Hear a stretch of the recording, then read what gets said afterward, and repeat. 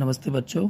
आज हम सीखेंगे डायमेंशनल फार्मूला अर्थात विमीय सूत्र कैसे ज्ञात करते हैं। तो बहुत अच्छा बड़ा आसान सा है। कक्षा 11वीं का मात्रक अध्याय में डायमेंशनल फार्मूला यानी विमीय सूत्र टॉपिक है, तो उसे आज हम समझते हैं बड़ी आसानी से। देखिए बहुत सिंपल है। अगर यहाँ पर कोई भी भौतिक राशि लिखी हुई है, कोई भी फिजिकल क्वांटिटी लिखी है, मान लीजिए यहाँ पे लिखा हुआ है वेग, वेग यानी वेलोसिटी। तो वेग क्या होता है? वेग होता है विस्थापन बटे समय, डिस्प्लेसमेंट अपॉन टाइम। तो विस्थापन क्या है? विस्थापन एक लेंथ है, इसलिए यहाँ पे क्या लिख दिया हमने? लेंथ, लंबाई। लंबाई को हम क्या लिखते हैं? इंग्लिश में क्या लिखते हैं? लेंथ, तो उसको लिख दिया हमने एल। और समय, समय को इंग्लिश में क्या लिखते हैं? टाइम, तो टी लिख दिया हमने। टी की पावर ऊपर जाने पर क्या हो जाएगी? माइनस में, तो ये क्या हो जाएगा? L T minus 1। ठीक है, ये हो गया वेग का dimensional formula L T minus 1। अब हम त्वरण को लिखते हैं।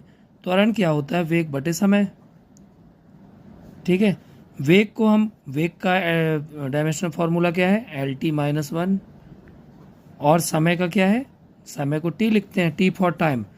तो जब ये टी ऊपर जाएगा इसकी घात बदल जाएगी, अभी पॉजिटिव है तो माइनस हो जाएगी, तो -1 हो जाएगा। -1 पहले से है इसलिए -1 ऐड होगा तो -2 हो जाएगा। तो क्या लिखेंगे हम? L T minus 2। अब इसी प्रकार हम लिखते हैं संवेग। अब संवेग कैसे बनता है? तो पहले तो आपको ये मालूम हो कि संवेग क्या होता है। संवेग होता है संवेग P = द्रव्यमान गुणित वेग। संवेग बराबर द्रव्यमान गुणित वेग। तो द्रव्यमान यानी मास, मास को हम क्या लिखते हैं? m। और वेग के लिए क्या है dimensional formula? L T minus 1। ठीक है, तो ये क्या बनेगा? M L T minus 1। ठीक है, इसके बाद हम लिखेंगे, मान लीजिए हमने लिखा बल।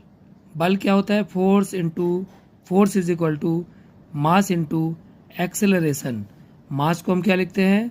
m। एक्सेलरेशन को अभी हमने क्या लिखा था? त्वरण को एल टी माइनस 2। तो अब क्या लिखेंगे हम इसको? M L T minus 2। ठीक है, तो ऐसे हम बड़ी आसानी से विमीय सूत्र निकालना सीख सकते हैं।